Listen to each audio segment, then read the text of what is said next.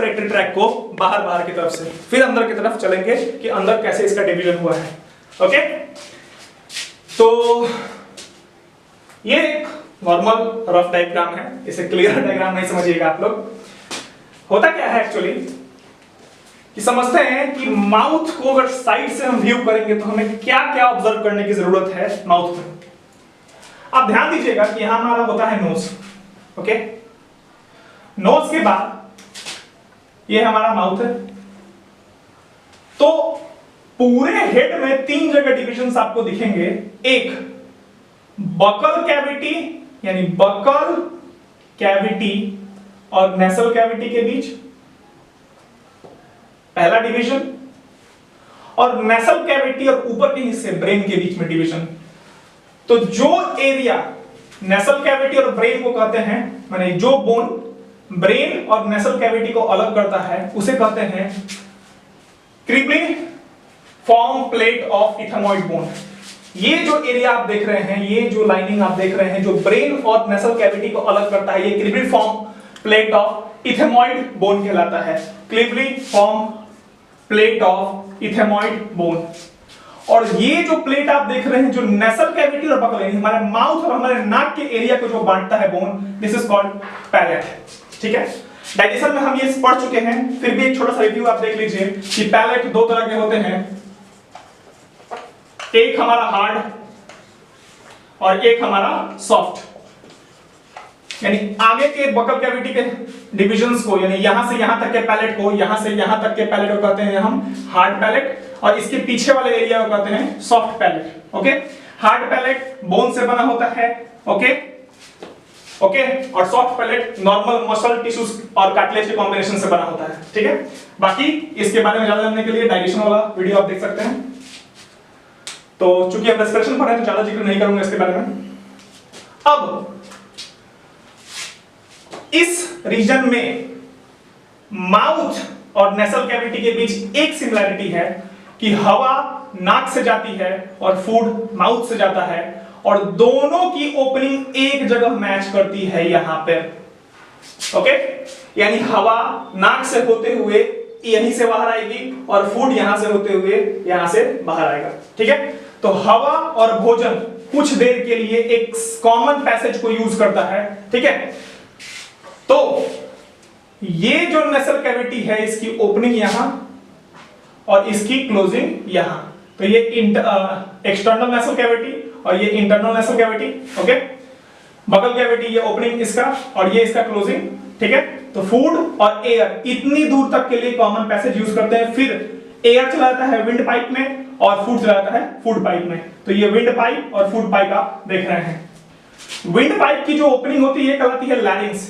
Wind pipe की जो opening है कहलाती है लैरिंग्स।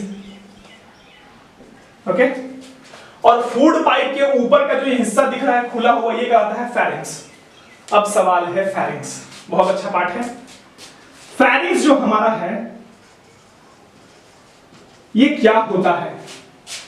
तो फेरिंग्स आप डिफाइन करेंगे कि pharynx opening of food pipe भी कुछ बुक्स में लिखा होता है, लेकिन आप समझिए ऐसे कि फेरिंग्स वो रीजन है जहां फूड और एयर क्रॉस करे एक दूसरे को। ठीक है, आप देखेंगे कि नोज से आने वाली हवा यहां आएगी और बकल कैविटी से जाने वाला जो फूड है वो भी इसी पैसेज को यूज करेगा। तो हवा और भोजन के क्रॉस करने का जो पैसेज है, हो सकता है हम लोग सांस लेते लेते खा रहे हैं तो चबा के खाना अंदर जा रहा है, साथ साथ हम लोग सांस भी ले रहे हैं, तो हवा और खाना एक दूसरे को क्रॉस तो करेगा। ये जो एयर है वो यहां से आया और जाना है उसको यहां, और ये जो फूड है वो यहां से आया और इसको जाना है यहां। तो एयर और फूड का जहां क्रॉस होगा, ओके, जहां क्रॉस होगा वो रीजन है पूरा फेरिंग्स। अब फेरिंग्स को हमने 3 हिस्से में डिवाइड किया है आपको समझाने के लिए। ओके, नासोफेरिंग्स, ऑर्थोफेरिंग्स और लैरिंगोफेरिंग्स। नासो, ऑर्थो, लैरिंगो। नासोफेरिंग्स क्या है? आप रीजन देख रहे हैं कि बकल कैविटी से लेकर यहां तक ऊपर तक एक रीजन मैंने बांटा हुआ है। उसके बाद बकल कैविटी से लेकर यहां हायोइड बोन, जहां निचला हिस्सा हमारा टंग जहां जुड़ा होता है, हायोइड बोन से हमारा जुड़ा होता है टंग, ये रीजन देख रहे हैं जो यू शेप ऐसे बोन दिख रहा है, ये हायोइड बोन है हमारा, इससे अटैच होता है हमारा टंग। तो पैलेट से लेकर हायोइड बोन तक एक रीजन है, फिर हायोइड बोन के निचले हिस्से से लेकर पूरा यहाँ फूड पाइप विंड पाइप तक एक रीजन बटा हुआ है। तो विंड पाइप और फूड पाइप वाला जो ये रीजन दिख रहा है आपको यहां से यहां तक, इसे कहते हैं लैरिंगोफेरिंक्स। नेसल कैविटी के नीचे से जो हायोइड बोन तक का रीजन दिख रहा है, दिस इज कॉल्ड ऑर्थोफेरिंक्स। और नेसल कैविटी से ऊपर क्रिप्टिफॉर्म प्लेट तक जो रीजन दिख रहा है वो कहलाता है नेसोफेरिंक्स। अब खास बात क्या है, तो कोई डीप क्वेश्चन आ जाए कि फूड और एयर एग्जैक्टली क्रॉस कहां करते हैं, फूड और एयर कहां एग्जैक्टली क्रॉस करते हैं, तो आप कहेंगे फेरिंक्स में। तो फेरिंक्स में कहां, तो ऑर्थोफेरिंक्स और लैरिंगोफेरिंक्स में कहीं भी कर सकते हैं, ये नेसोफेरिंक्स में कभी नहीं होगा, क्योंकि आप देख सकते हैं नेसोफेरिंक्स नॉस्ट्रिल के ऊपर का हिस्सा है, वहां फूड नहीं पहुंच सकता। ओके, ठीक है। अब दो पार्ट्स और समझ लीजिए। एक पार्ट है पैलेटाइन टॉन्सिल। पैलेटाइन टॉन्सिल क्या है, कभी कभी ठंडे गर्मी के दिन में आपको तालू में हल्का दर्द होता है, तो कहा जाता है कि टॉन्सिल्स बढ़ गए हैं या वगैरह वगैरह। तो ये पैलेटाइन टॉन्सिल जो होता है ये अपर जॉ के इस हिस्से में होता है, बकल कैविटी और नेसल कैविटी को जो प्लेट बांटता है उसके इस रीजन में, तो इसे कहते हैं पैलेटाइन टॉन्सिल।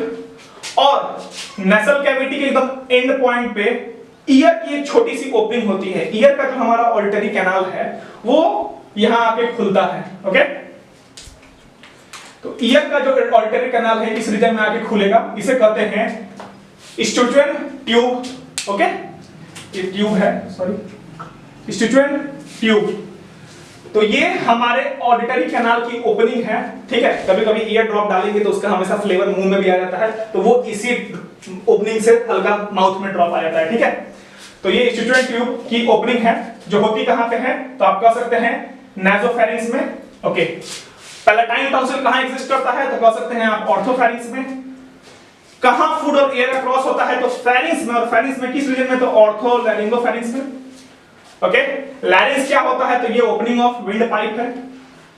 टंग हमारा किससे अटैच होता है, तो ये हायोइड बोन से, ठीक है। और पूरा डिवीजन मैंने समझा दिया, ये आपका नोज है, ये पूरा डिवीजन नॉस्ट्रिल कहलाता है या नेसल कैविटी कहलाता है, और ये नेसल कैविटी का एंडिंग है।